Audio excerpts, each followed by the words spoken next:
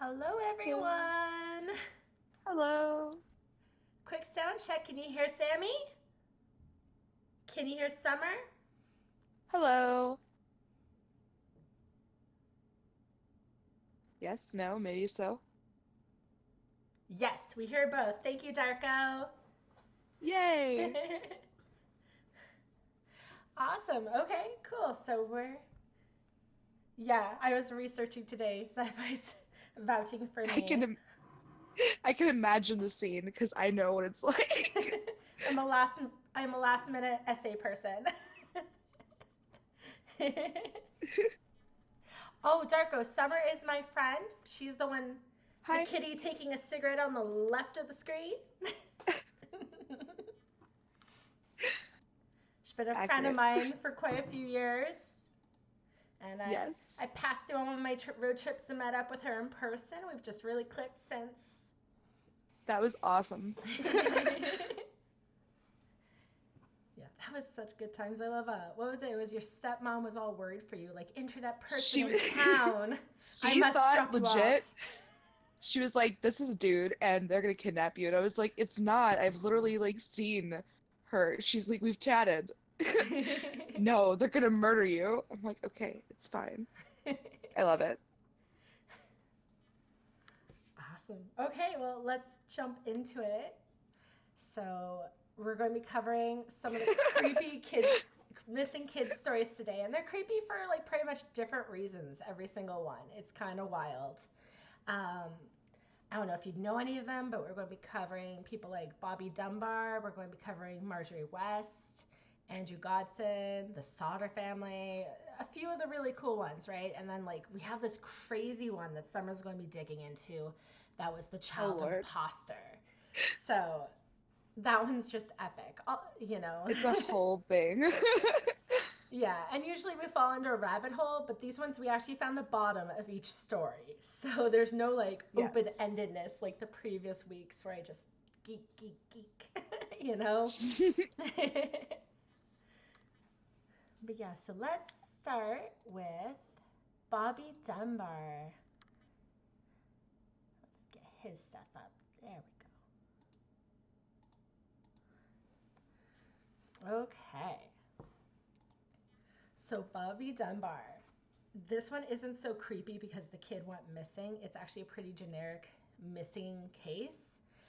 But what happens afterwards in order to retrieve the child is where it gets really freaking creepy. So he disappeared in 1912 on a family fishing trip in Louisiana. Now, after 8 months of searching, the police encountered a man named William Cantwell Walters. He was traveling with a boy that resembled Bobby. And William claimed the boy was actually the son of a friend who had given him custody. And that child's name was Bruce Anderson, not Bobby Dunbar.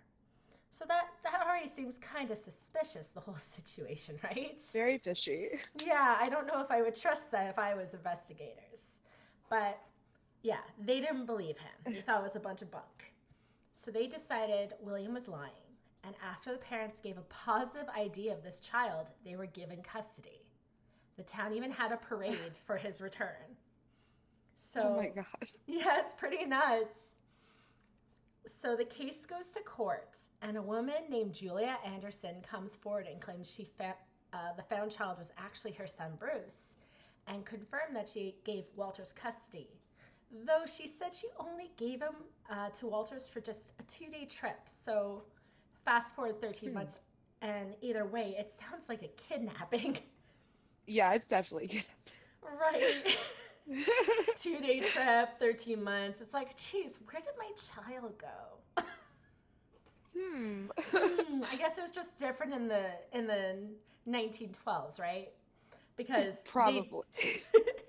well, they didn't believe her. And you know why? Because she had 3 children out of wedlock. Harlot. Oh, the horror. The Oh horror. no.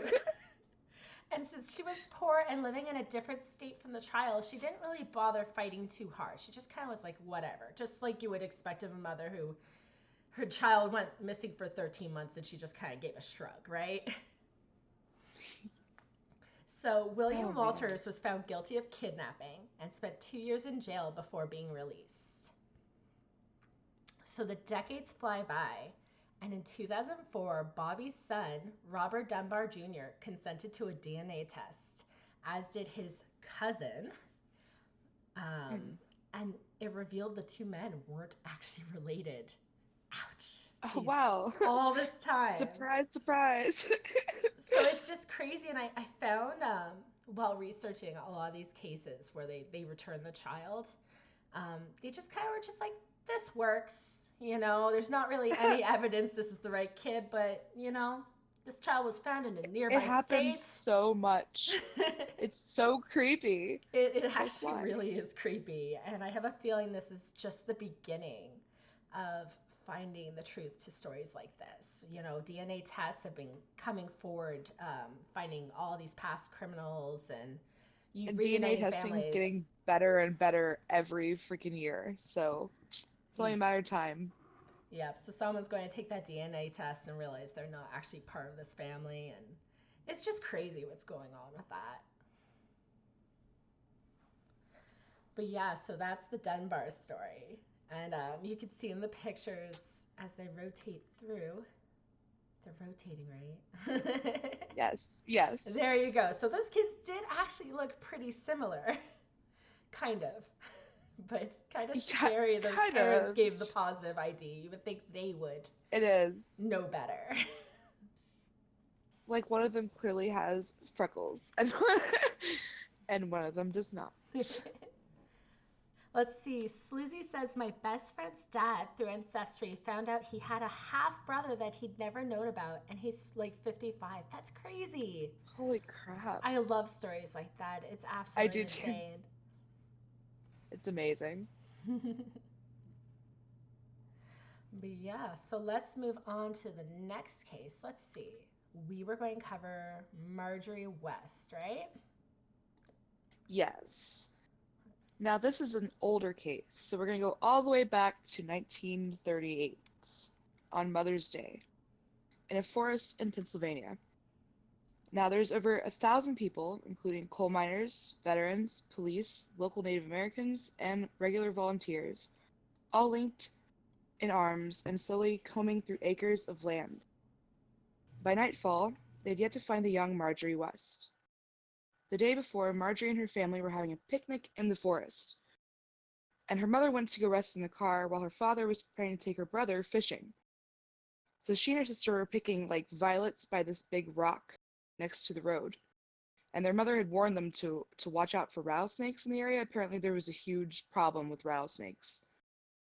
So everything is going fine. The older sister runs off to give the flowers that she got to her mom, and she turns back and Marjorie's gone. She was just 4 at the time. So Dorothy, her older sister, told her mother, and I assume they looked around a bit and called for her before they jumped into the car and drove 7 miles to the nearest phone to report it to the police. As soon as they did, the search was immediately underway, and unfortunately it lasted several months and involved over 3,000 people, making it the largest search in the time period since the Lindbergh baby. And the only things ever found throughout this entire search were her bouquet that was crushed by the rock where she was standing, a scrap of lace, and a freshly dug hole.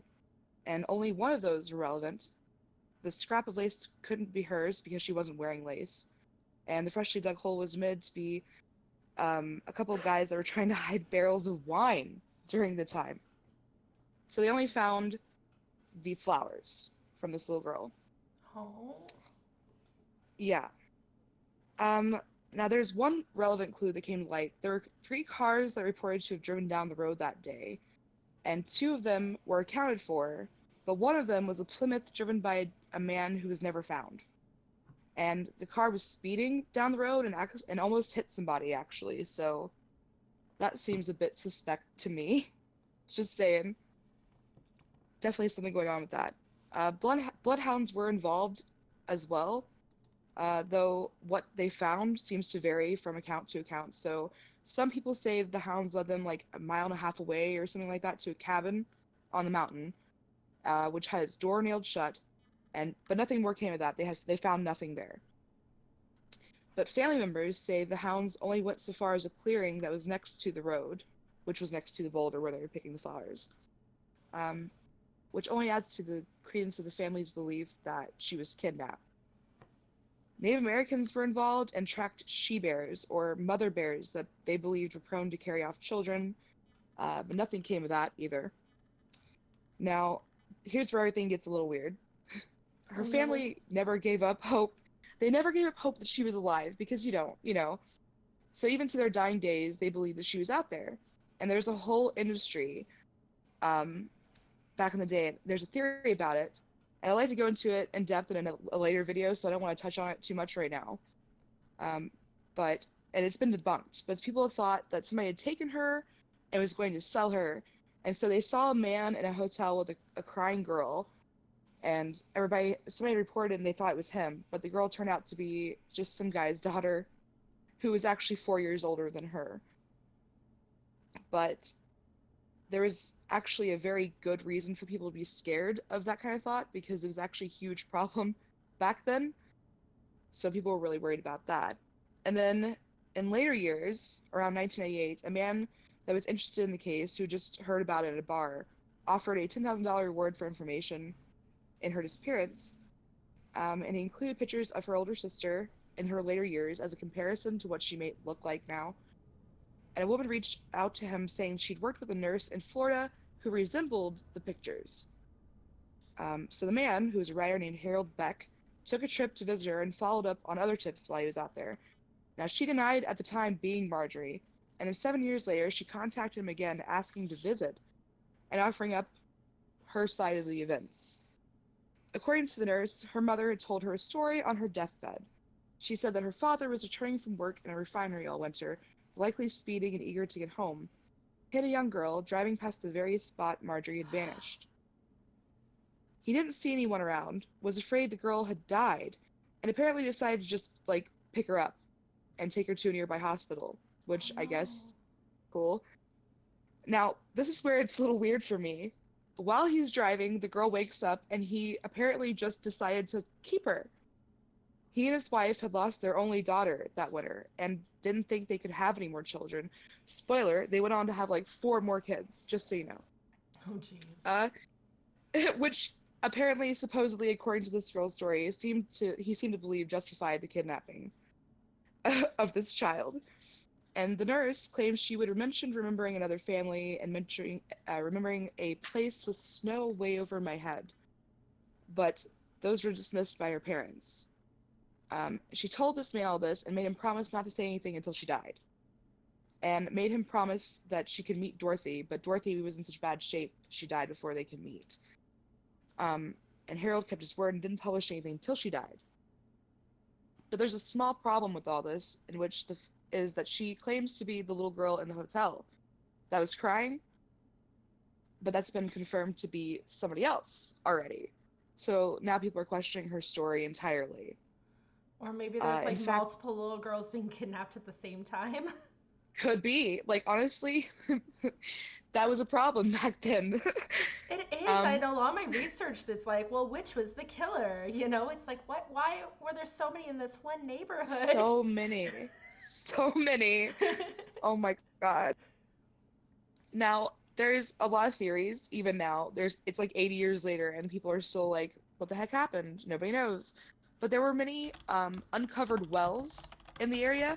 They actually ordered them covered afterwards. So people are speculating maybe she fell down the well. We don't really know anything. There's been nothing. Jeez. So hopefully one day we'll figure it out. I don't have high hopes for older cold cases, really. Oh, yeah.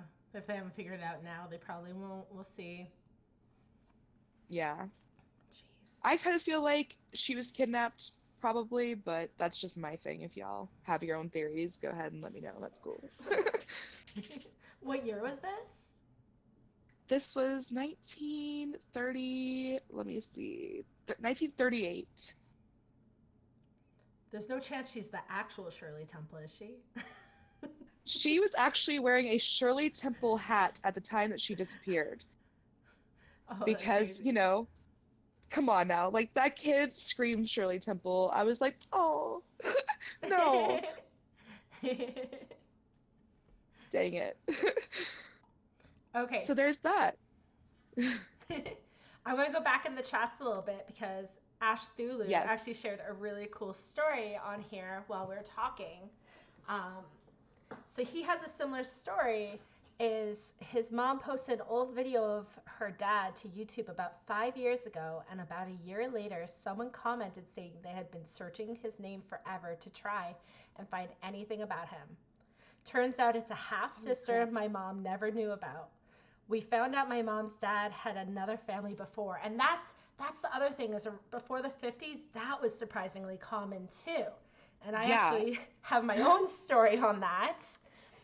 For Oh my some of gosh. you, you know I'm adopted, and I did get in touch with my birth family, and so it's just so odd. I spent all this time thinking I'll find my birth family and find all my heritage answers, and I find them, and they have nothing because all their like the great grandparents pretty much abandoned them, or great great grandparents abandoned them, and so there was a second family produced. So on my birth mom's side, one of the great great grandmothers ditched, like pretty much the early 1900s, ditched the family, started a new one, and then when they started doing the DNA testing, they actually did get in touch with some of these cousins. And so they got to get some of the missing pieces in their heritage found, but there's still a lot of blanks they're trying to figure out. Apparently there's a half brother on my birth grandpa's side who he can't find his brother. They never were able to find his brother. So it's just kind of crazy how often that happens with second families and all these disconnected relatives. That's crazy. Oh, Sci-Fi wants me to tell a specific story, but that's a whole other crazy story. We've got lots of crazy stories to tell. Okay. Well, this one's pretty crazy because Let's do this. my birth family was on my birth mom's side was always felt like we're native, and so that's all I really knew growing up is like, oh, we're part native, you know, and it made sense. I had darker features, all that jazz, and they start doing the research into the history, and they find out we weren't native, or the test didn't test for native, as we know with Elizabeth Warren. There's a whole mess on that. But but apparently when they dug into the history, 2 settler children in my heritage were kidnapped by natives, raised in their tribe, and eventually a sibling tried to bring one of them back in to the settler colony or whatever, and they just really didn't adjust well. So they ended up going back to the native tribe and living their days out with the natives. And it's just kind of a weird story. But that happens, actually.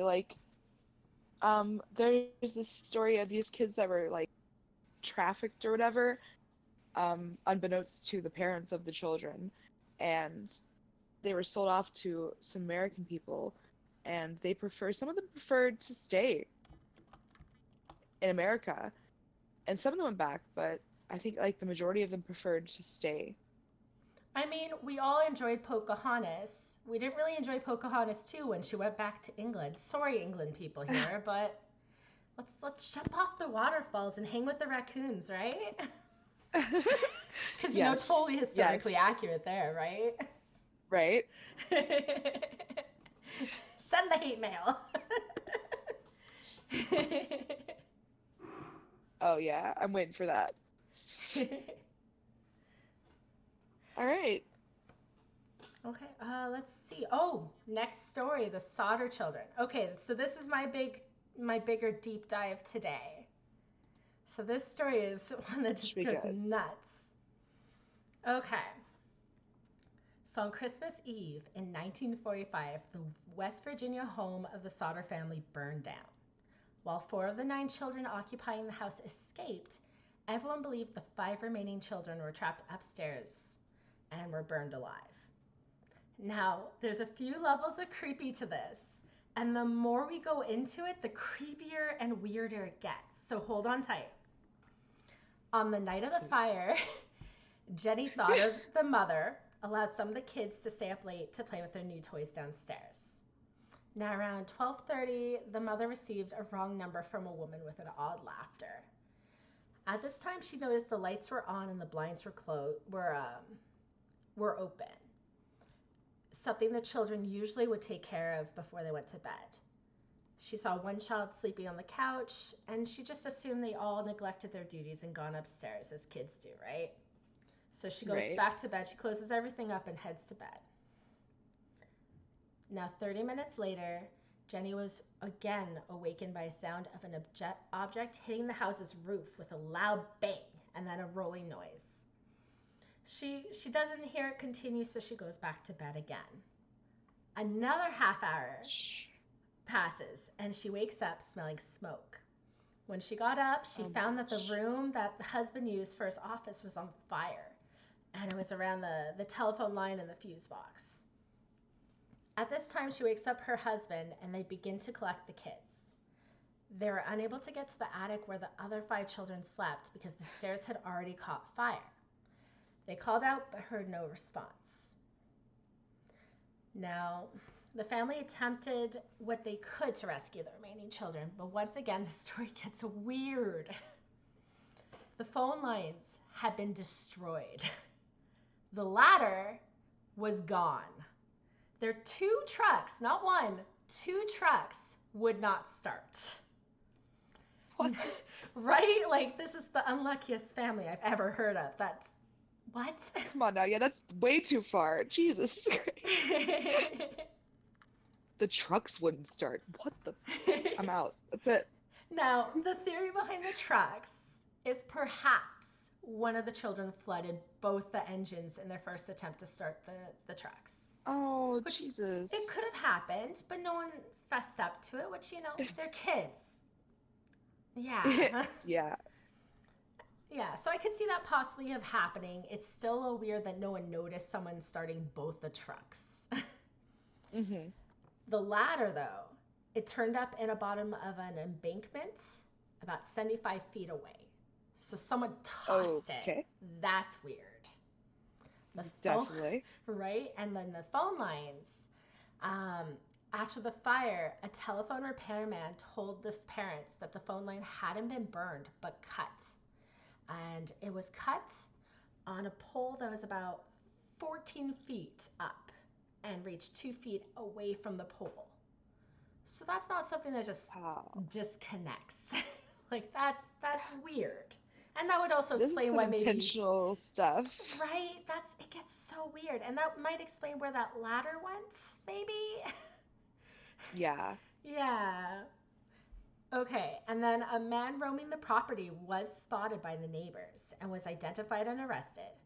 He admitted to theft of a block and tackle and claimed he had been the one who cut the phone line for some reason, thinking it was a power line. But he denied having anything to do with the fire. He said, not me, not me. I just wanted this little item. It's like a pulley system. I looked into it. Who cuts a phone line for that? That's what I'm saying. Like, what? Weird. Like I said, worse luck or BS. This is weird. So this is just the start, too. It gets weirder, right? So there is no record of this man existing in the files. Yeah, so they arrested him. He was identified, and then just the record disappears. Poof. And that's fun. Right. The olden days, so good. Right? It's always the old times. Always. Though if you try and get a file I have no from idea the DMV, what happened to that file. DMV, modern DMV, same way, in all honesty. It is. It is. Now, let's start with the fact that the remains of these children weren't found in the wreckage. So, the family's private detective heard rumors that despite his original report stating no remains had been found, Chief Morris had actually found a heart, apparently. And he later packed it into a metal box and secretly burned it. So this... All right, then. Right, weird, right? A lot of this private detective stuff, he just goes through rumors in the town. And they turn out to be true for some reason, but... Okay, so they confront Chief Morris on this, and he agreed to show what he had burnt, where he had buried it. A local funeral director examined it and told them it was actually beef liver and it was very fresh and never exposed to fire. So more rumors go Uh, around town that they hear, and they claimed Morris had admitted the box with the liver had not come from the fire. And he has apparently placed it there in hopes that the Sodders would find it and be satisfied that the missing children had indeed died in the fire. Yeah, because that's normal. That's what they do, right? oh man, it's always these old cases. So weird. In August 1949, after a very thorough search, several small bone fragments were unearthed on the property, and they're determined to have been human vertebrae. So you might finally say there was some closure, but no, the story gets weird, of course. There's it's just nothing happy here yet. Ever, I guess. That's how it always is. Marshall Newman, a specialist at the Smithsonian Institution, was sent the items, and he stated the bones showed no signs of exposure to the flame. And he also thought it was very strange that these bones were the only ones found, since the wood fire of such short duration was like 45 minutes, would have left full skeletons of all the children behind. Later, the private investigator Tinsley supposedly confirmed that the bone fragments had come from a cemetery nearby Mount Hope, but could never explain why they had been taken there or how they came to be at the fire site. So once again, planted evidence for some weird reason. Like, why? What? Oh my god. I don't even have words. Right? And now, I don't know if Slizzy is still following. I know since he's firefighter person, he might be interested in how things worked back then. But since this was during wartime, a lot of the firefighter efforts were limited. They had to manually call each other to say, hey, there's a fire, get out, let's go help. And then the guy who was on duty wasn't allowed to drive the vehicle even. So they pretty much, this fire happened like, what was it, like 1:30, 2 a.m.? Lasted 45 minutes, and the fire department didn't get there till the morning. What? Yeah. Are you serious? So weird. It was oh my god. very weird situation in that. Yeah. A lot more efficient nowadays. That's why you sleep at the station, Slizzy. We appreciate you. Yes. Okay, so now we're on to the witnesses and the oddities of those.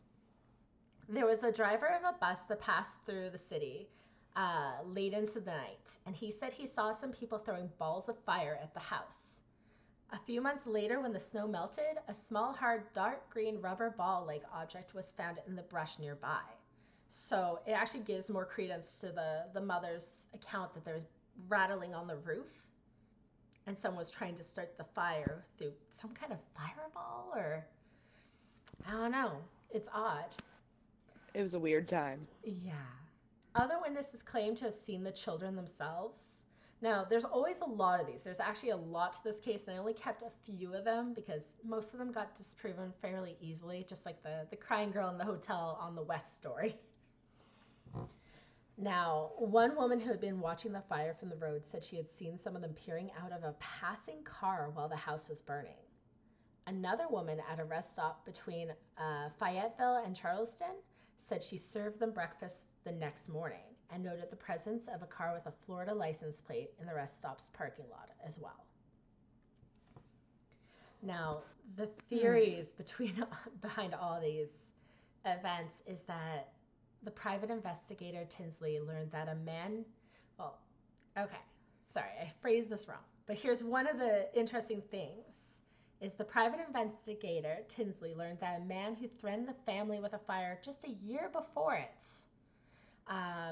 because he was upset that the father made negative remarks about Mussolini. Well, he had been on the, right? Weird, right? Oh my god. All right, yeah, go ahead. Go ahead. Even weirder is he was on the coroner's journey that ruled the fire an accident. And he did not show any of his like bias on there. He's just in there like, oh yeah, no, I have no idea who these people Wow. are. Total accident. Yeah, suspicious. And then the son, one of the surviving sons, he said in the first police interview after the fire that he went up to the attic to alert his siblings sleeping there. But later he changed his story to say he only called up there and did not actually see them. He was also the only Uh, family member who was certain his siblings perished in the fire, claiming the family should just accept it and get on with their lives. Right? Again. Yeah, well, all this other family, they're advocating to try and get answers. This guy's just like, yeah, they're dead. Move That's on. creepy. A little bit creepy, you know, Yeah, so concerning a bit. there might be some guilt on his end. I don't know. I suspect if the trucks got flooded, it might be this guy too. you know. And then That's a very good point, actually. right, he was like the 23-year-old son, so he's kind of at that ripe age of like a little bit of a responsibility fuck up thing. Now, the craziest theory that apparently the Sodder family believes, as well with some of the older Fayetteville residents, is that the Sicilian mafia was trying to extort money from the father, and the children might have been taken by someone who knew about the planned arson and said they would be safe if they left the house. So this is apparently what that actual area and the residents at the time believed happened. You know, and Wow. apparently that's linked once again to the Mussolini insults he was making. I guess the mafia in town were not too pleased by these comments because they're still in Italy and they're still very pro Mussolini at the time. Yeah, that makes sense. Right. This is all really weird. Yeah. Now, I talked about the theories, but like what's also creepy is like how the parents handled it. It's Oh no. pretty sad. The mother, Jenny, she became obsessed with the missing bones. She began documenting evidence on her own. She found many of the household appliances were still found and still recognizable. She compared notes of a similar house fire nearby because apparently these just happened all the time back then. The fire had killed a family of 7, and skeletal remains of all the victims had been found. Even creepier is she began experimenting by burning small piles of animal bones to see what would be if they would be completely consumed.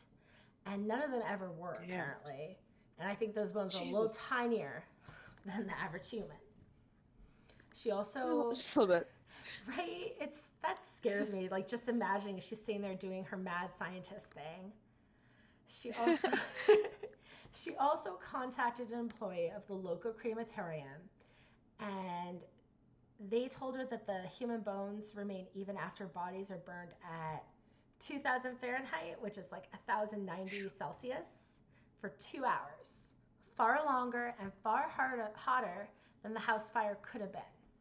So it makes no sense the bones were missing. She ended up wearing black and mourning until her death, and she tended the memorial garden that they built over the house, where the house was. So that's Jesus. sad. And That really then is, dude. it is, right? Gosh. And then the father, he got weird too. He got weird in a different but just as crazy way. So, Yay. right? George Sodder became obsessed with locating his missing children. So instead of focusing on the bones, he focused on trying to find the kids. He hunted down every lead that came in. This included driving to see a young ballet dancer who looked similar to one of the daughters. And he demanded her school allow them to meet, which of course they said hell no. Good Oh, choice. Lord. He even visited a St. Louis convent, and he ended up visiting a relative of Jenny's in Florida whose children looked similar to his. And they actually had to prove the children were their own before he was satisfied. Like, talk about burning family ties, right? Like, oh man, I didn't mean to do a burning pun there. Sorry. Oh my I'm going to hell. gosh. I'm going to hell right there. I hate to laugh. Oh, I'm going to hell too. I It's love puns. That terrible. was non-intentional though. It happens. Right. But yeah, so Oh man. that's the terrifying Sodder family story, and yeah, Wonderful. it's crazy. Jeez. They've since I they heard about that hmm? a long time. I heard about that a long time ago, but not too much about it. So, Yeah, there's a little bit I couldn't. more, but like some of them seem a little more sketch. Like they got a letter in the mail uh, of a picture of a gentleman who was marked as one of the missing children, saying it was him older. But like that type of stuff, you never know for real if that's coming in or if it's just a look alike Exactly. and they're messing with them. That the lookalike thing happens way too much. Right? Like way, way, way too much. Yeah. That and the people pretending thing. It's really weird. Poor Bruce Anderson. And then yeah, we got the child imposter coming up soon too. Jeez. That's it's really messed up. Jeez. All Oh right. my. I think we gotta do uh Andy Rue Godsen Okay. or Gosden. I don't know this story, and it's more recent too, right? Yeah, like 2007, so pretty recent compared to some of the other ones. Okay. So, one day in September 2007, Andrew suddenly decided to leave home. At just 14 years old, he withdrew 200 pounds, or about $257 over here for us Yanks, out of his bank account and bought a one-way ticket from his home in Doncaster, South Yorkshire. I hope I'm saying all of these things correctly. Probably not, but we'll hope. Mark, English Um, approval? that's what I'm saying. We got some experts. I need some help. All right. Um, We're he counting on bought you, a one-way Mark. ticket to London. Now, besides the money, he also brought his PSP, but left the charger behind, which many feel means that he intended to return, though I'm not sure I'm convinced on that whole thing, really. That sounds like a possible Before, dumb kid mistake. right? Me. It's me. All right. It's all of us uh, secretly. yes. Before taking off, he'd shown many signs of withdrawing, in my opinion. He stopped going to church, he stopped being a Cub Scout, he stopped hanging out with his friends, he'd taken to staying in his room, and he'd begun walking to school instead of riding the bus. So, I don't know, that just seems to be like him just withdrawing into himself. And he'd been described all his life as gifted, excelling at school with perfect grades, and even in the top 5% of students at the school. He's even been described as a prize-winning mathematician destined for Cambridge, and was hoping that school would provide more of a challenge in the upcoming years. Now, according to his parents, at least, he wasn't bullied, he had friends, and wasn't showing any signs of depression. But what I'll say here is that that's what every family says. There was no signs of depression, there was no signs of this, there was no signs of that. But there is. It's just kind of hard to see sometimes. Yeah. And they would describe him as shy and quiet as well, which is like words that have been used to describe me, and I'm a fucking mess. So I'm I'm just saying, guys. It's not always just, hey, he's shy. Now, he was last seen on video from the King's Cross station at 11:25 a.m. on September 14th, wearing a Slipknot shirt and carrying a small bag. Now, rewind back to that morning, his mother had stated he was irritable and hard to wake up that morning, which struck her as odd, considering that he was already usually awake at this time. So that's one thing, I guess. He didn't really want to get up that morning. And instead of going his usual route at 8:05 a.m. to school, he snuck off to a park and waited until he was sure that his family had left. And this is only verified because a family friend and the Reverend Alan Murray had saw him in the park. Like, he didn't say anything or approach him or anything, but he saw him there. Oh, okay. Suspicious. So that's the only reason, right? Yeah. The next time he was spotted, it was totally the Reverend. Anyway, the next time he was spotted, With the the candlestick neighbors. maker. Sorry. There were It's all things right. serious. Shush, shush. Children are missing. Oh yeah, I know. It's terrible. You gotta laugh or you're gonna cry. It's it. It's it. Do both. That too.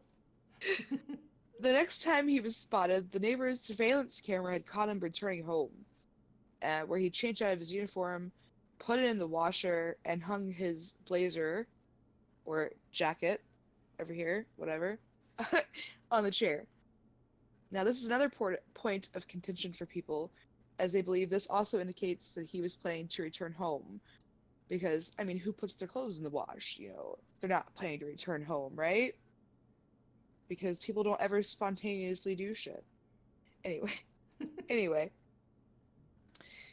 Now, this is when he apparently grabbed his PSP, his wallet, his house keys, but he left his charger and his passport. He didn't take a coat or a sweater, which, you know, I'm sure my British friends can attest was not a good idea.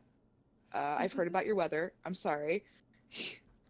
He also left 100 pounds that he had saved from his birthday in his room. So he had the 200 pounds he withdrawn and left the 100 pounds in the room for some reason.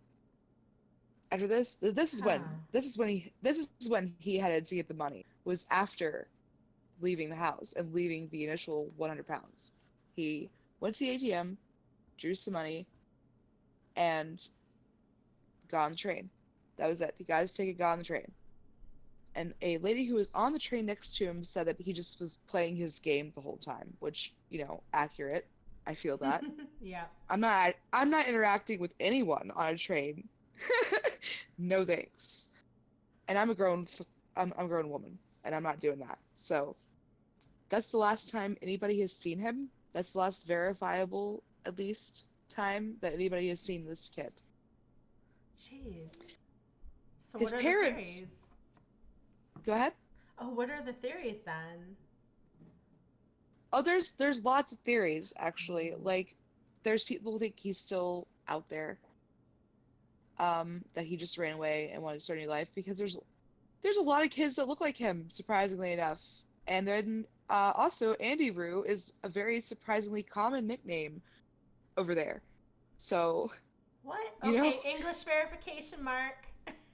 Is that a this common is what I've nickname? heard in my research. Please don't lambast me and destroy my life. Mark also wants you to say the place where he was.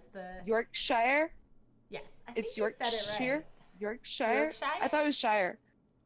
I thought it was. I could be completely wrong. I'm bad at this. I apologize in advance. Thank you very I think The much. Hobbit helped us learn these words partially.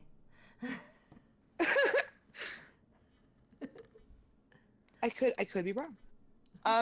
Okay, so that's the last place. Okay. His parents didn't even know he was missing though until they called him down for dinner and he just didn't show up. And you would think, well, why didn't the school call? Well, they did, but they misdialed because that's cool. I'm wrong. It's Yorkshire. I don't freaking know. I'm not British. I'm not. I am American. And Uh-oh. there you go. I speak American. Patriotic pride of mispronouncing words. Look, I'll admit I'll admit that we have warped the language a bit, okay? I will admit that. There's a U in color. I don't like the unnecessary U's. I will tell you. I will tell you right now, but my biggest pet peeve is Z. Can we just talk about Z? Like, you go through the whole alphabet song, A, B, C, D, E, F, G, H, I, J, K, whatever, and you get to Z. Why? I just want to know why that. Because that's how you say it, Summer. No. I refuse. I will go to war. It's That's zebra, not zebra. It's Africa agrees, no, and don't they get have me it. started. They have the Don't animals. Get me started. They decide how it's pronounced. I refuse. American patrioticness right here. I know I'm wrong, and I'm gonna be wrong, and I'm gonna be fine with it. That's it. You gotta admire it. And hate it. All right, look. Okay, look. I gotta stop laughing. This is sad, guys. You can't do this. Be You're supposed serious. to be sad. Be Be serious. serious. Children are missing. Yes, exactly. He's still missing. Poor kid. Look, they didn't even know look, okay, they misdialed his number. His own school, guys, misdialed the number, and so his disappearance didn't get logged until later that day. There's been like sightings all over of the kid. None of them have been verified. And his dad's been quoted as saying, "This is really incredibly awful, and I hate having to read it."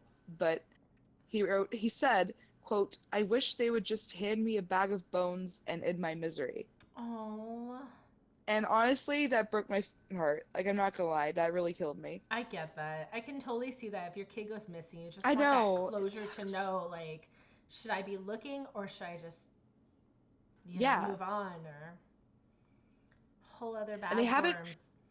look, they haven't changed his room, and they haven't changed the locks because he took his keys with him. Oh. Yeah, like literally, I can't do this. Like, so sad.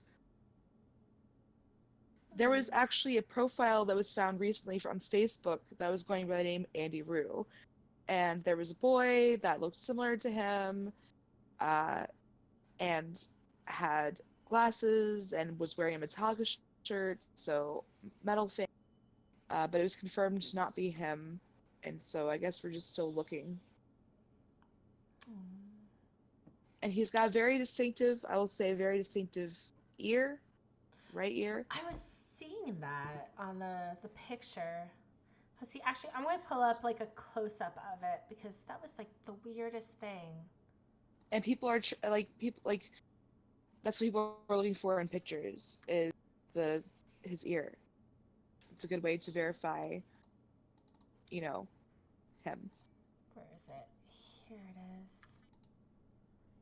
There we go. I'm going to zoom in really close. Eep. Oops. That's not what I meant to do.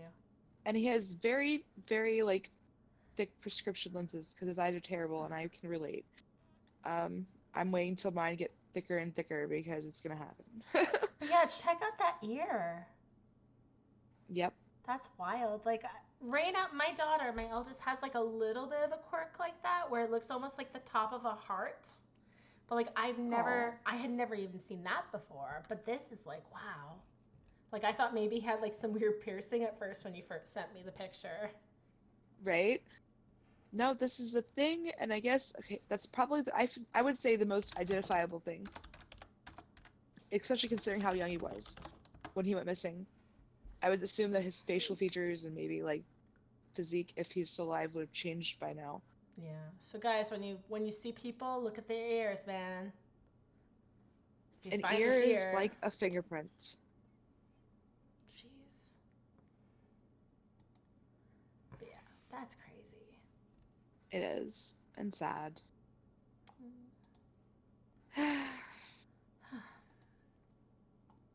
Can't like solve all of them, I guess.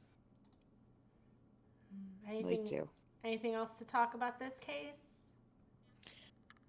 No, I would say just keep a lookout, I guess. What year was that again? 2007, he went missing. So about Uh, 12 years later. Okay. Now, I don't know, I don't know how high hopes to have because sometimes a long time they could still be found, but sometimes that's not the case. And sometimes it's not even like a kidnapping when they originally think. Sometimes they'll find like just the bodies nearby, and there's a reasonable explanation. They just didn't get found till later. And sometimes people actually legitimately just run off because they don't want to be around anybody anymore. That's actually a thing. So I mean, who knows at this point? If anyone's going to do it, teenagers would do it. Right? That's my thing. Yeah. I've thought about it when I was a kid. I thought about it. I think everyone did at one point. But yeah. I attempted it, but it didn't go well. What happened? Never again. Do you want to go into that story? Okay, Oh curious. God. It was so embarrassing, really, honestly. So, okay, so at 8, first of all, at 8, I tried to run away once and got scared because a bunch of dogs were barking, Mhm. like right down the road. And I was like, nope, I'm out of here. And I went back home. And I'd only taken my Barbie. I'd only taken my Barbie with me because that's what you need when when every girl leaves home, they need their Barbie. Come on, you kidding? I love And it. then it's You need a amazing. Barbie purse. I do. I Just so really you do. tell that story. You're leaving home, you just need your Barbie purse. Barbie. Every girl needs their Barbie. Should live in the Like, dream house. I wish. Oh my God. I love this. Chalk just Oh, said, no water or food, just Barbie. Darn right. yeah. That was it. Just Barbie. It's all you need. Except, the dogs are scary, so maybe think about that next time. Um, Okay, at Mark's claiming 16, I think it was. Oh, go ahead. Sorry, Mark's claiming he went missing in Spain once. I don't know if he's making one of his jokes or if he's being serious. I never know Mark. I really don't. Right? Him and Joseph. Like, they're so hard to pin down, Yeah. really. Mark, tell us the punchline. I'm waiting for it.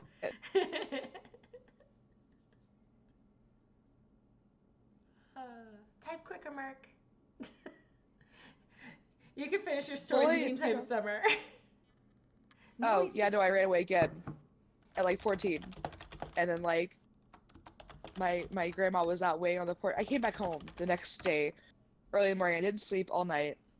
Stayed with my friend and 2 idiots that she was freaking friends with.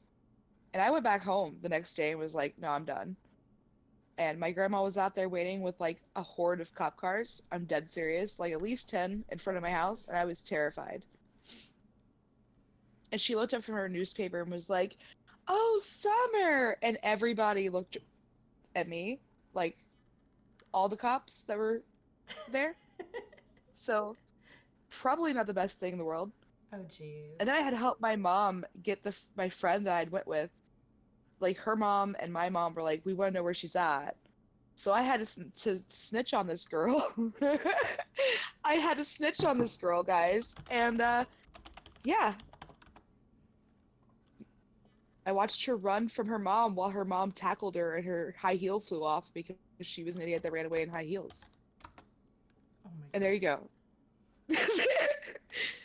Chalk. Lesson, don't run away. Chalk says, "What do you guys think about all the creepy squatting cases, like the random people hiding in like the walls and stuff?" I remember there's like I think it was the No, that Japanese shakes me story, up. right? Where it was like a I year. hate that. I don't know, there's been so many of them. I'm serious. I've seen so many of those cases. Fuck that.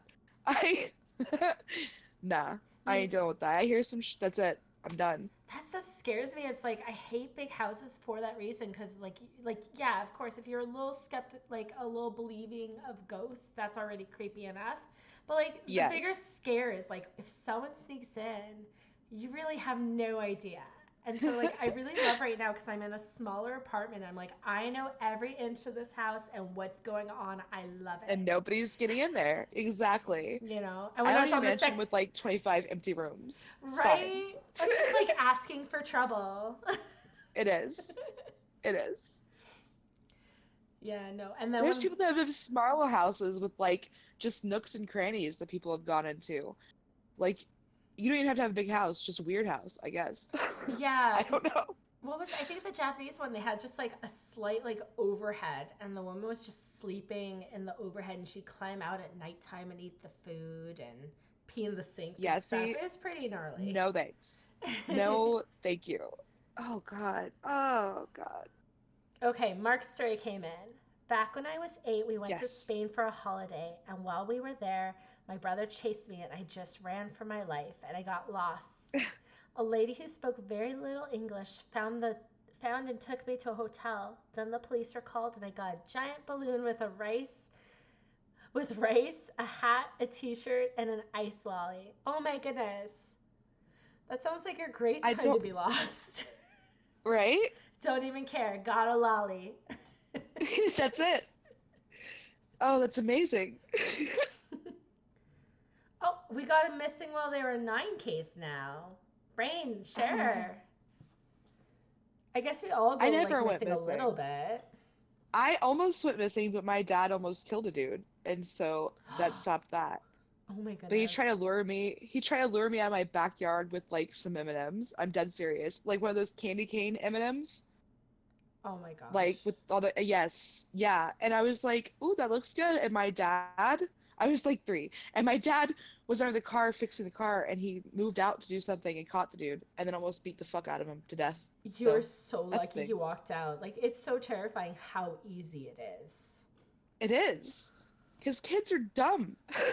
Oh my Little goodness. tiny toddlers are dumb. I'm sorry. I have one, and he would be like, "Oh, is that some candy? I'm about to grab that." That's what he would do. Okay, it's scary. I remember there's like a YouTube video of this like cute little Asian girl, like the chubbiest, most adorable cheeks, and the parents were trying to teach her like, what happens if a stranger offers you candy? What Oh, do you say? Yes.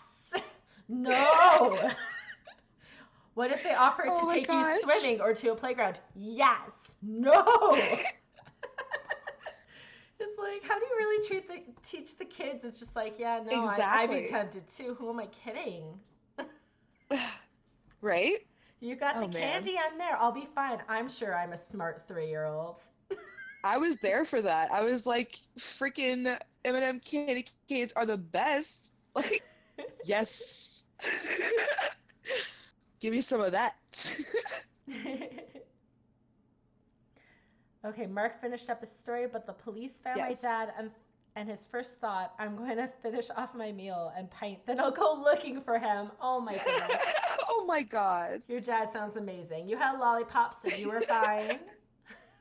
He was like, "Ah, no, he's got this. It's good. and I'm gonna then finish my meal before that shit gets cold." and then Brainlock's story is his sister reported him missing when he was 9. The house was crawling with cops and his aunt and uncle, but he doesn't remember being missing. He was just sitting by the washing machine. Hide and seek your chance. Could you imagine? Just like, oh my gosh. That's amazing. Oh no, it got Siblings are great. weirder. It got weirder. He had another incident. When he was 12, I was walking home from school. He left Oh late because of no. bullies. And he cut through the park, and a couple of guys by a van called me over. Bad things happen. Oh God. Dot dot dot. That's. I don't want to pry. It's weird what you Da da da remember. is always bad. Yeah. I have one where it's like the reverse story where I should have been abducted because I was stupid, but instead it turned out like happy. Well, it was after school, and those little like ice cream bicyclists were at my school, and I was like, "Oh, I really want an ice cream, but I don't have money. Can you follow me home?" Oh And my the guy gosh. followed me home, and I told my mom, and my mom lost her shit. She's just like, "What the fuck?" Like, no. And like as a Dude, kid, I'm just like, I just wanted some ice cream. He was driving around anyways, right? No, I'm an idiot. look, look. Okay, look. My parents always used to be like, they would argue about money and stuff. So Mhm. one day, my bright ass got the idea, I was 8. I had the idea of, I'm gonna have a car wash. And we lived in the middle of like bumfucked Egypt. There was nothing around on a farm in the middle of nowhere where the UFO story took place, same place. All right, there's nothing. And our driveway is like a mile long at least. That thing is huge. My bus driver refused to drive down it for fuck's sake. All right? So I go to the end of the driveway with a bucket and like some soap and water in the bucket. Okay? And a sponge. And I was offering people car washes. And a guy pulled in and was like letting me wash his car. And my dad had come home and flipped the fuck out. Like he lost his shit. And he was like, "You don't sit here and do this. Somebody could have grabbed you. Somebody could have taken you. This and that." And I had no idea, Yeah, you're like, literally why he was next to their so. car. Yeah, he was like, "They could have just took you. What are you fucking dumb?" Like, Well, like, it's funny because I keep thinking like with those like fundraisers with like college kids too. It's like that's the same thing. It's like, are we sure this is such a great idea? Like, Right? They had me do one when I was a residence advisor. They dropped us off in like this pretty much abandoned parking lot, just like 5 of us. And I'm just like, really? Mm. Everyone else get like populated areas, and we're here in a creepy abandoned parking lot. Yeah. Oh God, no. Always be in a public place. Right? And we've raised no funds because we're in an abandoned parking lot, of course. Put us next to a school like the other people. Gosh, that's terrible. Oh my Yeah. God. It is terrible. I don't like car washes. I feel Failure. that. But yeah, let's go on to the next story. Johnny Gosch. Gosch. Whatever way it is, you know, we are not perfect. Either way, here's Johnny. So. Oh. Sorry. I'm lame. I love that. All right. It's okay. It's fine. I love it. I love it. Kids are missing. Stop the joke. Stop it. Your laugh killed me. Make me laugh more. All right. Okay, so John Gosch disappeared September 5th, 1982. He was 12-year-old What? paper boy. He was in Iowa, and he disappeared without a trace between 7 a.m. along his paperboy route. It is believed that he was kidnapped, and his picture was actually the first to be featured on milk cartons as an attempt to help find missing kids.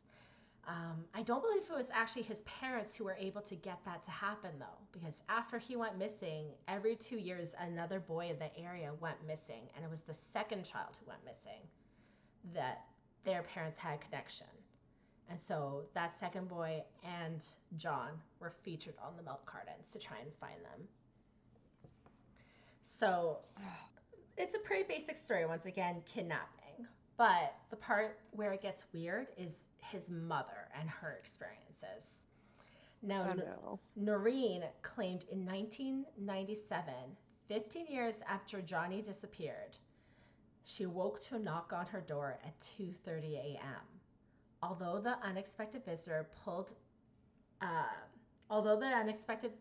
open his shirt and he revealed a familiar birthmark on his chest, she claimed she recognized him right away. He told her that he had been the victim of a pedophile organization and had been cast aside now for being too old. He said he feared for his life. Christ. Right?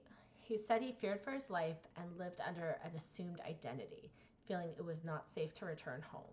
Now, he arrived with an older gentleman as well who remained very quiet throughout the whole thing. So maybe it's someone protecting him or a boyfriend. I don't know. Or just like a friend. Not quite sure. But that's, of course, if the story is even true. Now, the father, John, he had divorced Noreen since 93. And he's publicly stated that he's unsure if the visit actually occurred. He's not hugely skeptical, but he's not positive. Which, from a divorced husband, that's a pretty positive opinion of the situation. He didn't go, she crazy, like, Yeah. she has mental issues. It's like, no, it could have happened. So, Who knows? Who knows? Now, early one September morning in 2006, Noreen said a mysterious envelope showed up on her front doorstep. Inside, she found 3 disturbing photos of several boys all tied up. One of the boys appeared to be Johnny. The image in question depicted a young boy hog-tied and wearing only his underpants and socks. The press went wild with this. The newspapers and the television stations were all repeating the story and brought new awareness, even though all this time had passed. Then came a call from the local police, and they told her that they were planning a press conference of their own, and they planned to announce the pictures weren't of Johnny after all. I said, that's a picture of Johnny, and the detective said to me, well, somebody from Florida called in and said he used to be an investigator and remembered the pictures. Those pictures were from a case in 1970-something. Noreen said she asked the detective if the caller had provided them with any evidence, and he responded no. And they were completely fine with just that call. So that's just kind of weird in itself. It's weird she This got these happens photos. so much. It bothers me that like, oh God, the dismissiveness of people sometimes. Just like, no, it's fine. Yeah. Totally cool. Now, I am a believer there's like huge human trafficking rings going on all over North Oh yeah. America. I don't know Oh if yeah. this situation is true, but I wouldn't be I completely believe it. surprised. Right? Right? I think a good portion of these missing kid cases end up in that terrifying situation. But this also could be a serial killer because every 2 years a kid goes missing. That sounds more ritualistic, honestly. That's true. Yeah, but That's it's a good point. right. So I don't know. I don't know if the mom's I don't know what the mom's doing. Either way, the story she's coming out with is terrifying. Yeah. Yeah. But yeah, so that's the story of the kid on the milk carton. And there you go. That's the first one. Yep. And now All right, I guess. Go ahead. I'm dying to hear about this next one. Oh. Oh. All right. This is your deep dive of the day. It really truly messed me up, guys. So here we go. I entitled it, just so you know, Nicholas Barclay and the Imposter. Which pictures do you want me to start with? Uh, The like kid the or the young, adult? the kid, the kid. The kid pictures. All right. Now, okay. I want to talk about Nicholas Barclay. And in order to do that, we'll have to unfortunately talk about Frederic Pierre. I have no idea if I'm saying that correctly. I don't really care. Thanks, Uh, Ash, for the host. Yay! Frederic Pierre Bourdin. All right, guys. I guess I don't know. That's his name. And his various other names. Now, this is gonna be a wild ride, guys. So just buckle up. We'll get into all the craziness later, but first, let's talk about Nicholas.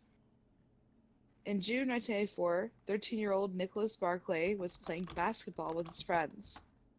He called home and asked for his brother to have their mother to come pick him up, but the brother refused to wake up their mother, and I feel like we'll get into that why later. So, moving on. Nicholas didn't return home, and the police didn't initially take action because Nicholas had a history of running away. He'd actually done it several times, and he was only 13. The mother claims that he had a history of hitting her, spitting on her, cursing at her, and the police had actually been at their home several times during arguments. Whoa. Yes. It's not a good, I don't feel like it was a great situation, in my opinion. His older brother, Jason, was asked to come home and live back there in an effort to kind of control his out of control behavior, which I don't think was the best idea, and we'll get into that later, but all right. Now, before he went missing, he'd been getting into a lot of trouble. He was constantly truant, and when he actually did go to school, he just went there to cause trouble. He had a juvenile criminal record for theft, for stealing a pair of shoes, and also a record for threatening a teacher. That's totally cool. 13. 13. All right. In fact, the day after he vanished was the day that he was set to go to court, and he may have been placed in a group home because of that court session, if had it taken place, which he was very opposed to, but in my opinion would have been a good thing. Now, after his June 13th disappearance, Nicholas's older half-brother claims to have seen him trying to break into the garage and called the police after Nicholas supposedly saw him and ran away. Police searched the area, found nothing, and they doubt the brother's story, and so does their mother. Now, I don't know how much I trust the mother even, so whatever. And I'm dropping a lot of hints, I know. I'll answer a few questions for you in a bit, but the thing about this family is they're very dysfunctional, and that's putting it mildly. I tried to find a more succinct way to put it, but there's nothing. They're just insane. Now, the mom had a heroin addiction. And this has gone on for several years. This wasn't just a thing that was a couple years. It had gone on since he was a baby. Well, that would explain why he lashes out so much. And it would explain why the brother didn't want to wake her up to go get him. It explains quite a bit. Right. But, after he went missing, she got clean, so it's all good, The brother, Jason, also had a drug problem, which had also gone on for a very long time. And he was also, at one point, considered to be a suspect, but we'll get into that. Now, like you said, I also noted that this seems to explain all of his behavior. The lashing out, he wanted attention, because heroin addiction doesn't make for great parenting, I would say. When you're a zombie most of the day, you're not going to want to interact with your kid. So, it explains a bit. Now we're going to jump to October of 1997. Local law enforcement got a call for a man in a youth shelter in Spain. This man said that they had a child there, Nicholas, who had escaped a child sex ring. The man believed Nicholas had been abused for years. Nicholas's sister flew to Spain at once.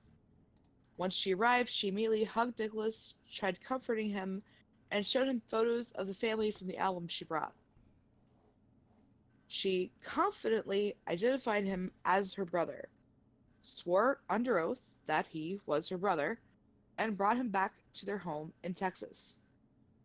On the plane ride home, he said he was worried the plane would crash, and his sister comforted him. Oh, wow. Yeah.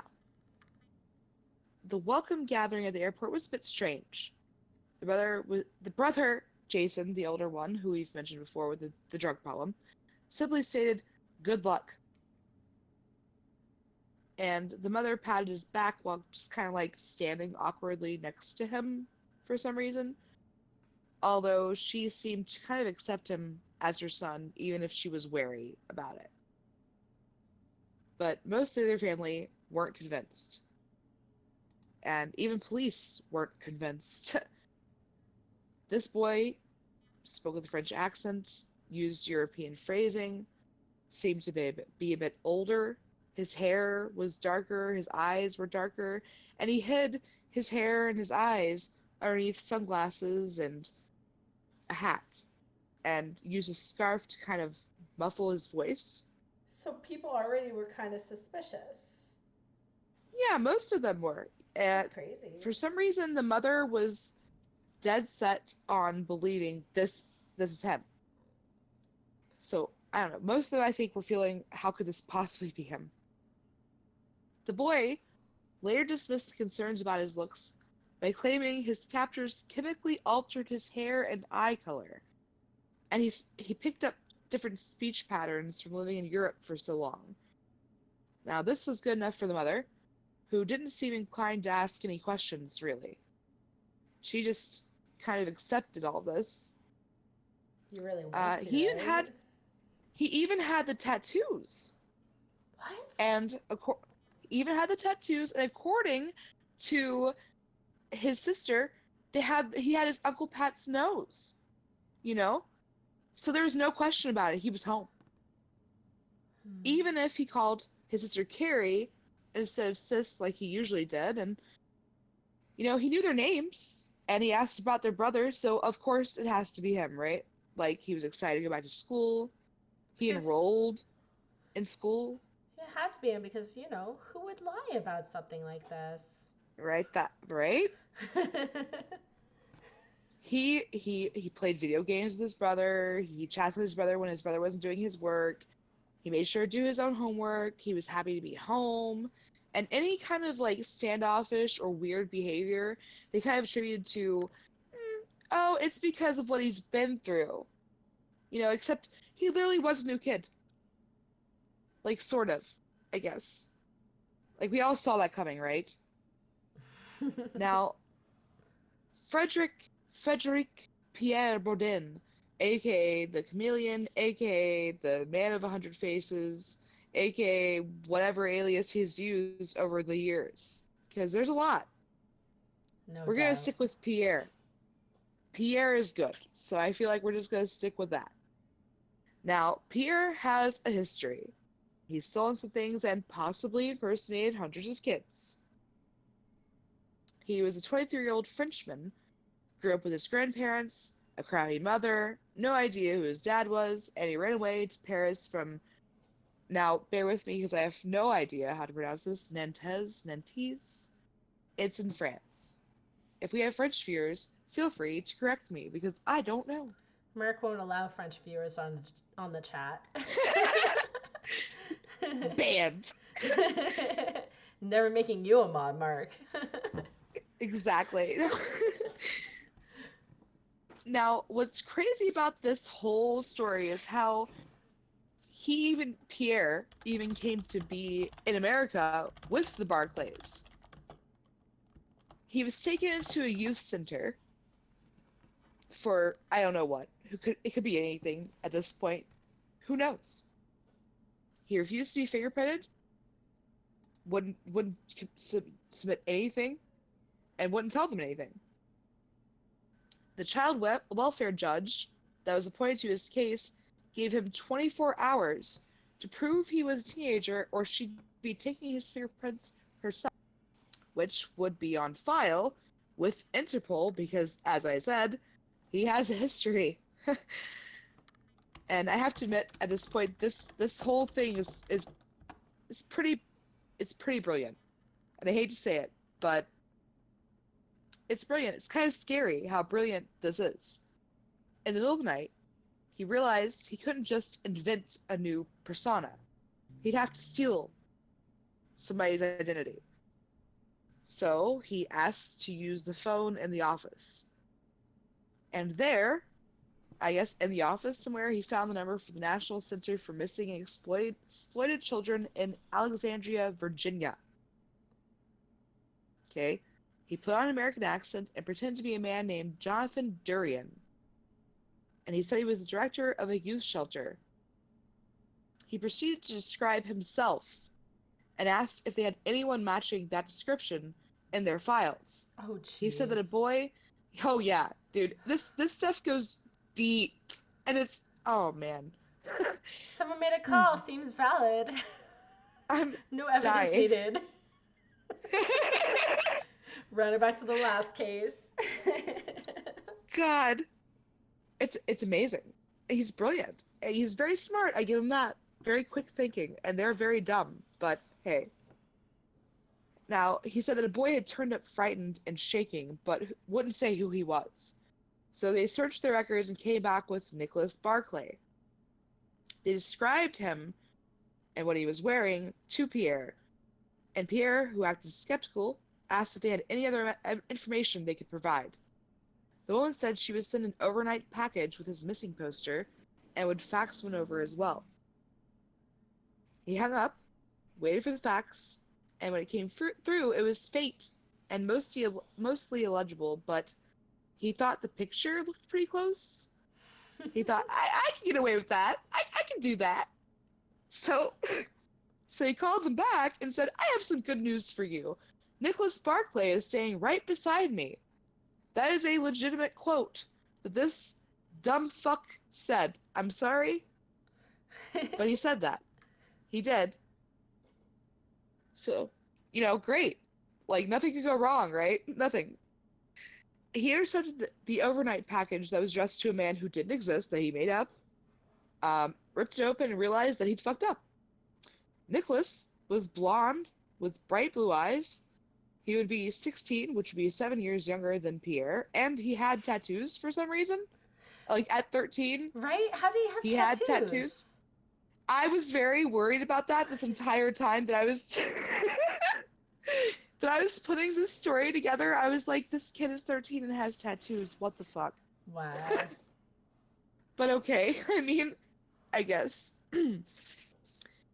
Now, most people at this point would give up, but not Pierre. He bleached his hair and used the old prison method of tattooing himself, where you put like, there's like a pin and some ink and some bullshit. No. Yeah, he did that because, that's what you do, I guess.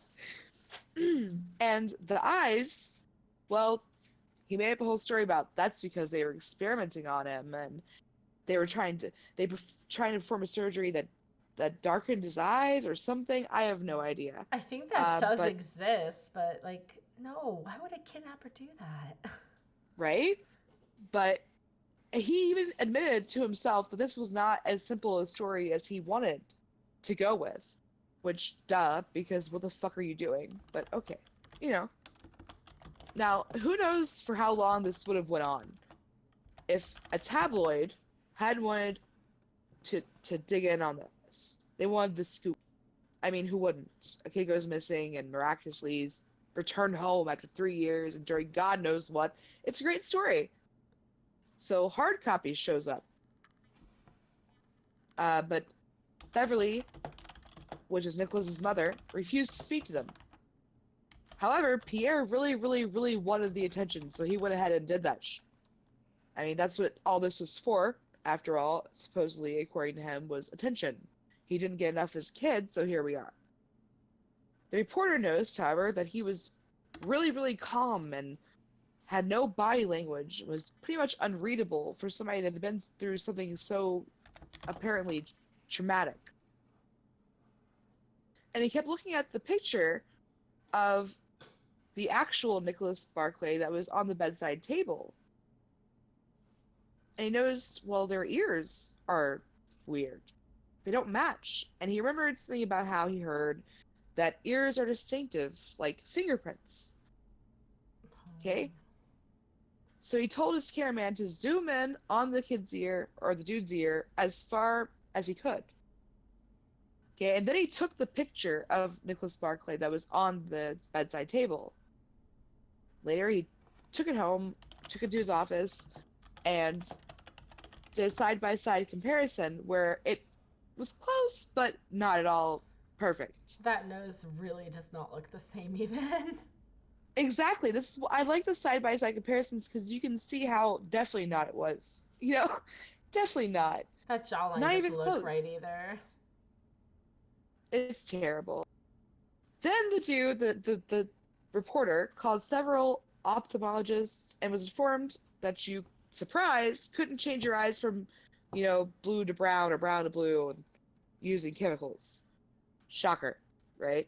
And then he inquired about the strange accent and was told by experts that no, he would have definitely regained his native accent quite quickly and long before 6 months, which is when this investigation by the reporter began, after he'd been there for 6 months. And then so that's when he decided, hey, I'm gonna tell some people. I'm gonna inform the authorities. I'm gonna tell the police. And they decided, no, this guy is definitely Nicholas Barclay. So then he says, okay, I guess I'll tell the mom. I'll go to the mom. She has to listen to me. But she wouldn't. And she was firm in the belief this was her son.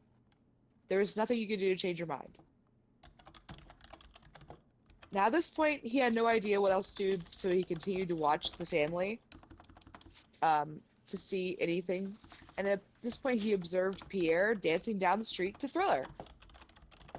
And Pierre's family, or Nicholas's family, watched as their supposed loved one became moody, stopped going to school, and got arrested for speeding down the street singing Thriller out the window. Which is a bit odd. Now, Pierre has later admitted that at this point it was becoming hard for him to keep up the charade. He was having a hard time pretending to be somebody that he wasn't. He didn't know anything about this kid. And I guess he was just kind of having like some kind of weird mental break. So one day he went to the bathroom and began mutilating his face because that's what you do in these sort of situations. And he was sent to a psych ward because of it, but just for a short time he came back. Now, Charlie Parker, the reporter from earlier from Hard Copy, who is actually more of a detective, was looking into friends and neighbors of the family, and he discovered what we already knew about the drug addiction of his mom and his brother. Oh, and the family swear that, oh no, she was a great mom. She did so much great stuff. She's great. But we all know that that's not always the case, and you can swear all you want. That doesn't make it true. And he learned about Nicholas's older brother, Jason, the one with the drug problem, who apparently felt guilt over not getting his brother a ride. Oh. Yeah. And the only time him and Pierre met, when Pierre was pretending to be Nicholas, him and Pierre met, and he gave him a cross and walked away. Now, Pierre believes, apparently, that this was because he already knew that it wasn't him. I have no idea. I don't know. I just feel like, because it's just speculation from everybody's part, and this guy is known to be a liar. Now, eventually, authorities got their own suspicions, finally, took long enough, and started their own digging. And that's when everything started to collapse. Veteran FBI agent Nancy Fisher had her own suspicions and was talking to Charlie Parker, the reporter guy, who, by the way, is a PI. Surprise. He's also a PI, which makes perfect sense now that I think about it. They agreed that something was fishy. Nancy took Pierre to a forensic psychiatrist under the ruse of helping him through his trauma, and the forensic psychiatrist concluded that his syntax and grammar couldn't possibly be American and were likely French or Spanish. Oh, wow. Okay. Yeah.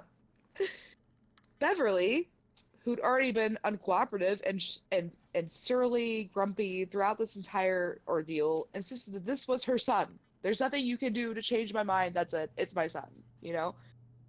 The CIA was then contacted under the belief that Pierre was a spy, but they refused to help unless it was proven that Pierre was European. Beverly wasn't budging on DNA tests, and neither was Pierre, of course, so they brought the warrants.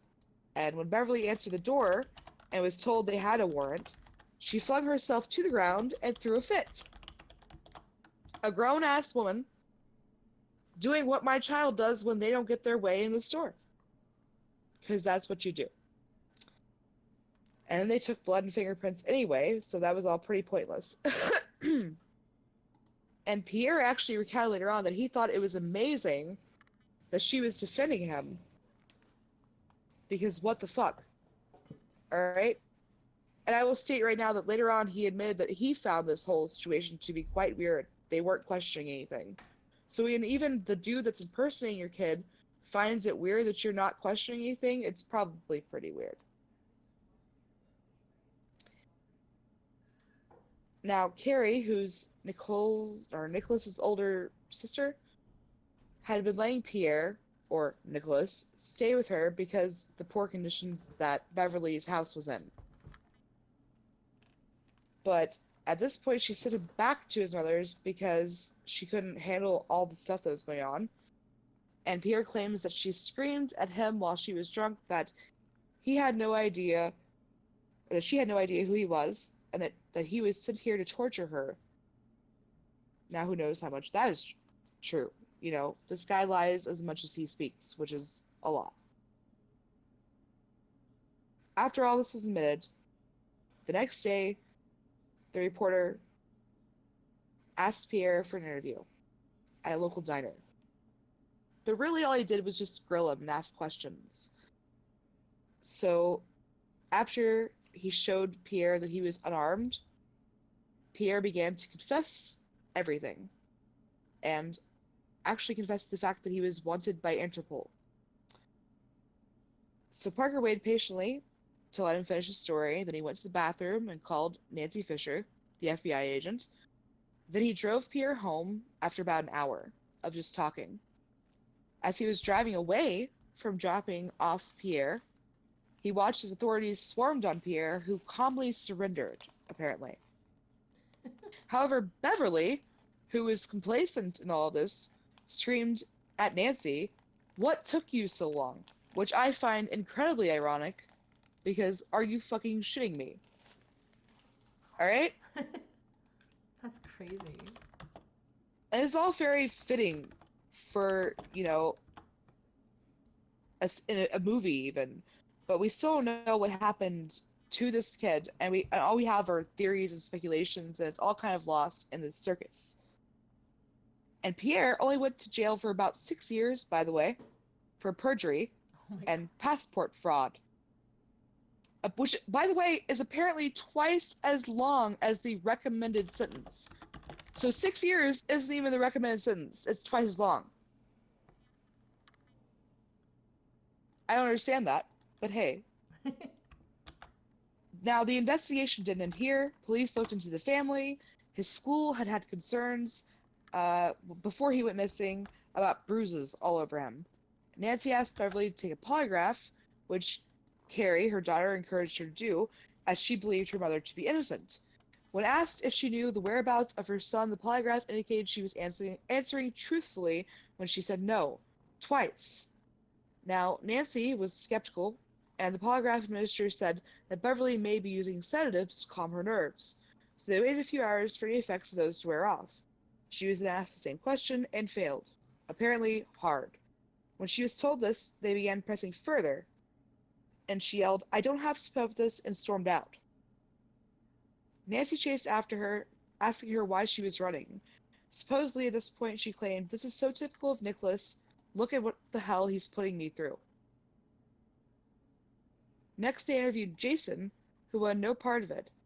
They asked in regards to him visiting 2 months, or of him waiting 2 months to visit.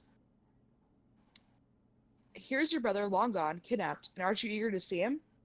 Jason replied simply, "Well, no." When asked if he had thought Pierre looked like his brother, he replied, "Well, I guess." He seemed standoffish and reluctant to cooperate, which caused Fisher and others to become suspicious that he either did it or helped in some way. After this, Jason refused to cooperate with police unless a lawyer was present or he was under arrest. The reporter from earlier, Charlie Parker, also happened to be the investigator due to the private eye, started looking into it. He wasn't bound to the same legal restrictions as the FBI, and he relentlessly hounded Jason, once even outright accusing him, stating, "I think you did it. I don't think you meant to do it, but I think you did it." And Charlie states that Jason just looked at them. Now, this is all speculation. I have no idea if this is true, so taking people's words at face value at this point. Weeks later, Charlie saw Beverly walking down the street and offered her a ride. While driving, she told him Jason had died of an overdose. He asked if she thought he did it intentionally. She responded that she didn't know. So that's pretty much it. Yeah. Years later, Beverly would admit that she had made excuses for the differences between her son and Pierre, and that she'd wanted it to be him so badly. I have no idea what happened here, but I really hope that someday it gets resolved. So it looks I also want to point out... What? Okay. I just want to point out real quick that I don't know how accurate freaking polygraph tests are, so there you go. But go ahead. They can be passed, but still, like, that's crazy. And then, it is. This is what they think he would have looked like. So that's the thing that's even crazier. It's like he looks nothing like this. He definitely wouldn't have had, like, dark brown hair and dark brown eyes and... Come on now. Like, sometimes they darken, but usually not that strong. I've had friends whose hair is darkened during certain months and then lightened in others. You know what I mean? Like... Yeah, that's pretty common. Eyes, too. I know Kyle's eyes shift with the season. My sister's eyes shift whenever, and it's crazy weird. I love it. But yeah, this old ass, he was 23 at the time. This man tried to pose as a teenager and got away with it for 6 months at least. He tried to pose as like a teenager, like what, 18 years younger, you said? It was 7 years younger, but like it come on, dude. I can see the like age on you. Like once you hit a certain age, some people don't age as well. And Ash, you don't look like a child. Ash is saying this is the most thought-provoking case of the night. These cases are crazy, and there's similar ones like this. Like, I don't know if you've heard about the woman who pretended um, she was one of the victims in 9/11, and she started going to the support groups and raising funds. It's like con people like this are just, they're out there, and they're insane when you follow their cases. And while I was looking this case up, by the way, there's like at least like 10 other cases, if like probably way more of this sort of thing. We just saw, look, this reminds me of a case that was just recent in the news of a young adult who was pretending to be a kid that was missing. I don't know if you remember that. I can't remember what kid he was pretending to be, but they proved it wasn't him and he was just pretending, which is just so fucking bizarre to me. Yeah. Like, how Why do you would you do that? Like, do these people wake up and just say, you know, the day's getting a little stale. I feel like I'm going to pretend to be a missing child today. This guy, the fact that he mutilated his face. There's other details, by the way, that I kind of left out. That he has a mom, but he never knew his dad. And he wrote to his mom sometimes. And he would say, I don't want to lose you or anything. But I don't feel like this guy, I'm not excusing his behavior because fuck you. This dude, he can go fuck himself. But I feel like there's clearly something going on that he doesn't know who he is.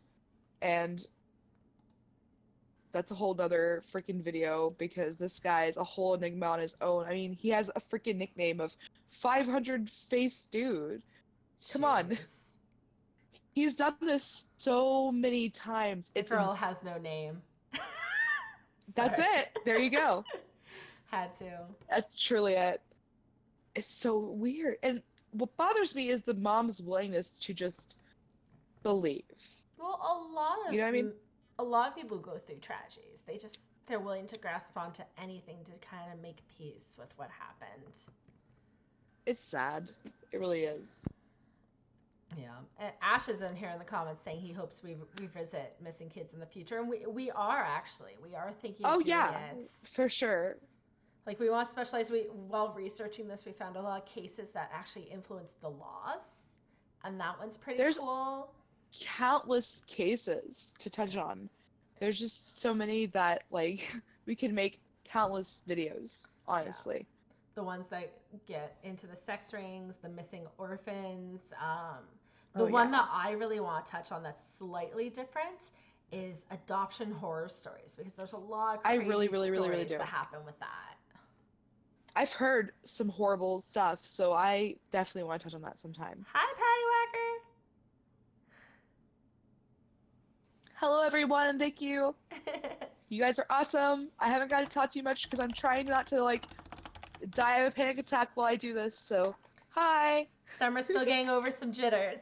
It's a little hard. I'll get there. We'll get better at time. Yay! Very few technical issues today.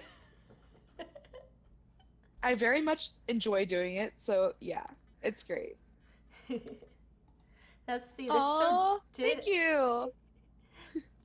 This show actually did run longer than I thought, so I'm going to actually skip the last story, which is one of the least interesting ones, honestly.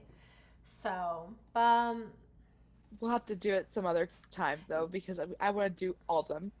Everything, all of it, everything. There's so many. We have a whole list of different topics, and if you guys have suggestions, feel free to drop them with us. Oh, yeah. For sure. Next week, we're actually going to be covering the ladies in white. My husband, Kyle, actually saw one at one point, so we're going to be going with his personal experience. And some of the other awesome sightings that have happened in the world, apparently, and talk about their origins and such. So it's going to be so fun. Um, That's awesome. Next week I am going to take a day off of Media Mondays though, and then I'll be back the week after playing some games. Woo! But I yeah. play games, but I'm not great at it. So woo! That's your thing. And if you have good game suggestions that are just like an hour or so long, drop them down. I'd love to hear them. Otherwise, I might go a little too obscure and a little too weird with some of my games, I'm sure. And we have... I loved your last stream, and it was great. So Thank you. Tattletale was so fun. I might just have to go through all of the cool games Markiplier has played because he has the perfect 1 hour games usually. Oh. I wish I could be as confident as Markiplier, but I'm not. So here we are. You're stuck with me. How's it feel? It's great. Hey, Hey welcome guys, to the chat out there. We have all these people flooding in at the end. Oh no! I know, I'm so sad. Hi guys, we just ended, but we'll like sit here, I guess, and talk to you because cool. But yeah, if we don't recognize your usernames, or you don't think we'll recognize your usernames, just tell us who you are if you want. We're ending. It's an hour and a half into stream. I'm so sorry. It's gonna be up on YouTube. It will be up on YouTube. Ever. I'll probably do it right after, and it's actually also right up on Twitch right after this. So there you go. Oh, the blokes on the screen was the last person we were covering. It was the Bourdin. He's an imposter. And it is crazy. Yeah, he pretended to be a missing child. So yes, he looks like multiple different people because that was his specialty. He was chameleon. You know what? In fact, he actually told that to one of the people that afterwards, after he had done this whole scam with these people, he moved on to another group, I guess, and went to a school and had talked to a classmate about chameleons. So, jeez. There you go. There's that. You know, he's aware. He's aware. Definitely. Yeah, that was only one dude. But yeah, so I guess let's wrap this up. I'm going to drop some stuff down in the chats. I do have another channel as Rainbow Paint. A lot of you are coming and visiting me from there. That's where I'm a little less creepy focused, a little more bubbly stuff. For those who just entered, next week we will be covering I'm not Ladies bubbly. and I'm the opposite. I'm sorry, guys. Our avatars on the screen accurately represent us. It's very accurate. It's very accurate, yeah. See you I feel like it's awesome. Bubbly Friday the 13th. That is how I play. I love it. And then here's our Discord. I made all the commands today for this chat. Oh my gosh, yes. Good job. There we go. We got our Twitters. And a big thank you. Yes, thank you all. It's awesome. We really appreciate the support. We really love talking about this stuff. We're like little oddities in our areas, and anyone who kind of wants to come and geek with us is so appreciated because you make us feel less weird. Yes, very true. Be weird with us. Thank you. There you go. Round of applause. Slow clap.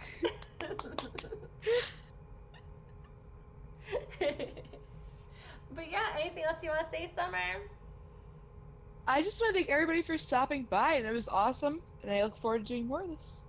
Awesome. Love you guys, and we'll see you next week. Bye!